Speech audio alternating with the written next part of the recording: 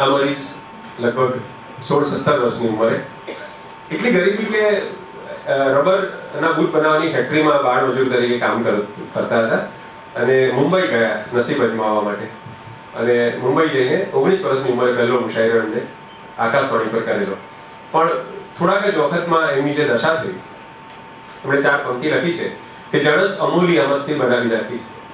જણસ અમૂલી અમસ્તી બનાવી નાખી છે, પરાયા શહેરમાં વસ્તી બનાવી નાખી છે, ને જગતના લોકમાં જ્યારે ગજુ ન જોયું મરીશ, જગતના લોકમાં જ્યારે ગજુ ન જોયું મરીશ, મેં મારી જાતને સસ્તી બનાવી નાખી છે.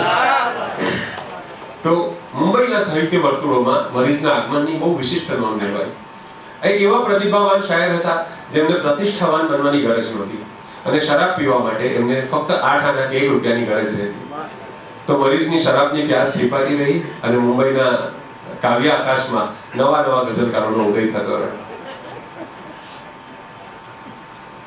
મરીઝની ગઝલો સંભળાવવાનું મન થાય. મરીઝને એક ભાઈ મળવા આવ્યા એકવાર છેલ્લા દિવસોમાં. મને મોહસિનભાઈએ વાત કરી, મારા મરીઝ અસ્તિત્વના વ્યક્તિત્વમાં મેં એનો ઉલ્લેખ પણ કર્યો છે કે મને મરીઝ સાહેબને મળવું છે. મરીઝ સાહેબ બીમાર હતા એટલે મરીઝ સાહેબે ના પાડી કે મને કોઈને મળવું નથી. એટલે મોહસિનભાઈએ ના પાડી, એમના પુત્રએ, કે ભાઈ ના પાડે છે પપ્પા. એટલે પેલા ભાઈએ પેલું આમ ભલામણ રજૂ કરીને એમ કહ્યું કે સાહેબ અંદર મરીઝ સાહેબને જઈને એમ કહો ને કે મને એમની બધી ગઝલોના બધા શેર મળે છે. એટલે મોહસિન પાછા અંદર ગયા અને કીધું કે સાહેબ આવો કોઈ વ્યક્તિ છે પપ્પા, શું કરીએ, બોલાવીએ? તો અમને જવાબ એમ મોકલ્યો કે પહેલા એને આ શેર કહેજે મારો અને પછી અંદર આવવા દે. એ શેર શું હતો કે મારા કવનનું આટલું ઊંડું મનન ન કર, કે મારા કવનનું આટલું ઊંડું મનન ન કર, કઈ યાદ રહી જશે તો ભૂલાવી નહીં શકે.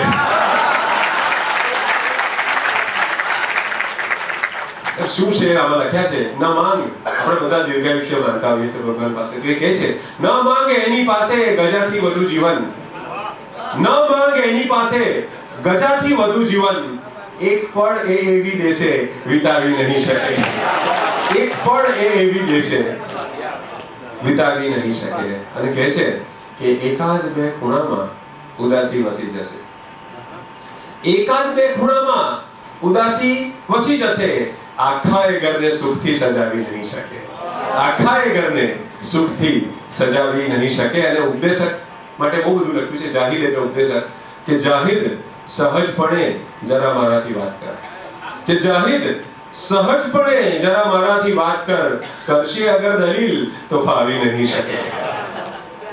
તો આ મરીઝ છે. એ મરીઝ આપણે પ્રેમ વિષયક શેરોથી વિખ્યાત છે, પણ હોરા કુટુંબમાં જન્મેલા અને ઈશ્વરની જે એકદમ રૂઢિચુસ્ત સમાજ, એમનો પરિવાર પણ એવો, એમાં જે ઈશ્વરની સર્વસ્વીકૃત કલ્પના છે, જેમ જલાન સાહેબે તો આખી જિંદગી એ વિષય પર લખ્યું છે અને એ તો એમનો આમ ટ્રેડમાર્ક કહી શકાય, એમની મોનોપોલી કહી શકાય, એવી રીતે એમણે ઈશ્વર વિશેના શેરો લખ્યા છે. પણ સાહેબ મરીઝના શેરો પણ તમે જુઓ કે ઈશ્વરની પ્રાર્થના કરવી પડે, ઈશ્વરને રીઝવવો પડે, એ વાત જ મરીઝને ડિગ્નિટી વગરની લાગે. અને એના માટે એ જે ઉપમા વાપરે છે સાહેબ, એ જોજો. આપણે બધા કોર્પોરેટ વર્લ્ડમાં જીવીએ છીએ ને આપણે બધા આપણા બોસની ખુશામત કરતા હોઈએ છીએ.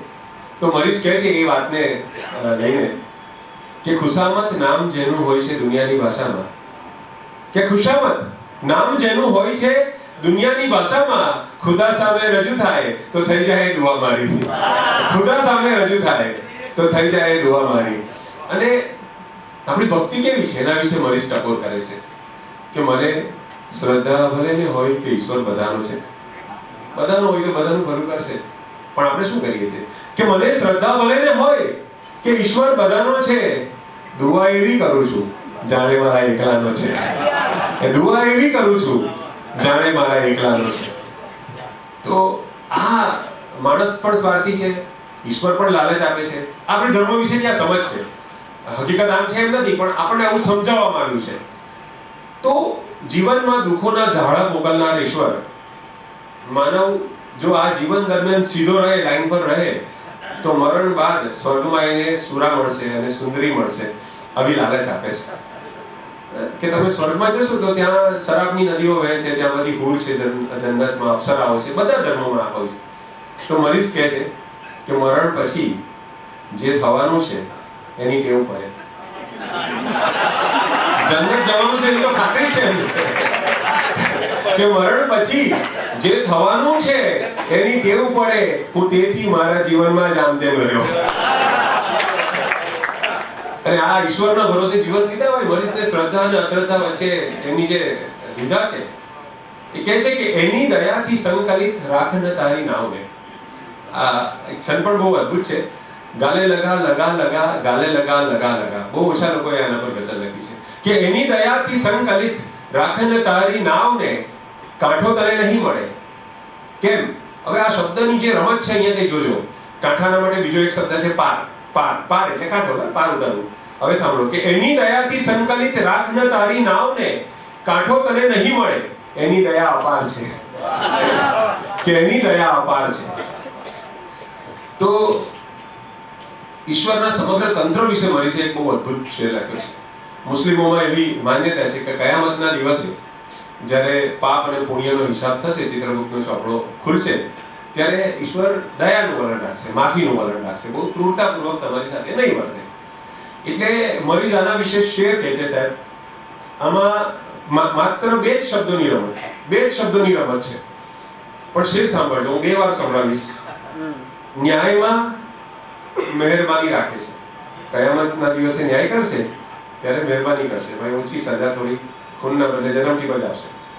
કે ન્યાયમાં મહેરબાની રાખે છે, મહેરબાનીમાં જેની ન્યાય નથી.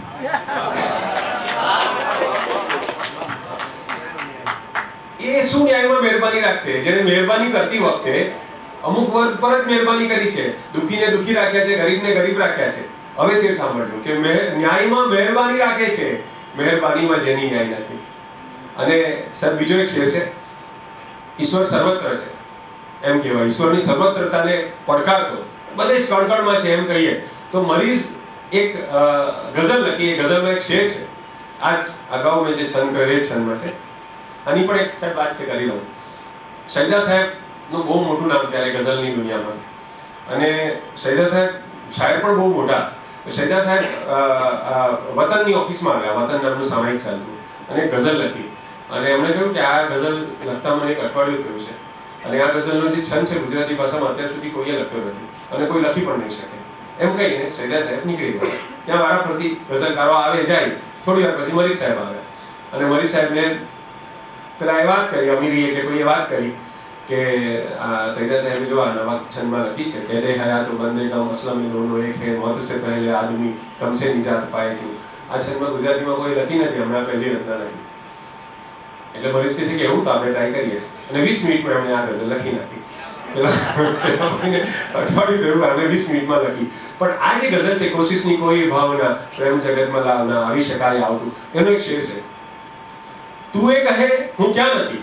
ભગવાન કહે છે કે હું બધે જ છું. તું એ કહે હું ક્યાં નથી, લે હું કહું તું જ્યાં નથી. તું એ કહે હું ક્યાં નથી, લે હું કહું તું જ્યાં નથી. મારી સમજમાં કાં નથી, મારી સમજમાં આવતું હું. મારી સમજમાં કાં નથી, મારી સમજ તું બધે જ છે પણ મારી સમજમાં નથી. મારી સમજમાં આવતો તું સર્વવ્યાપી છે એમ કહેવાય. સાહેબ અદ્ભુત શેર છે. અને મરીઝે